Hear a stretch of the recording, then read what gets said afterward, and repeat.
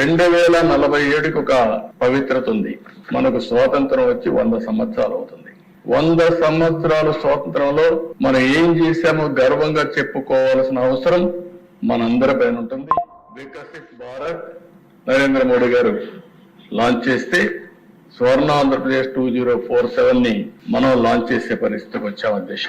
ఇందులో నేను బ్రాడ్ గా చెప్తాను, మెంబర్స్ కూడా కోరుతున్నా, మీ మీద ఒక గురుతరమైన పవిత్రమైన బాధ్యత ఉంది.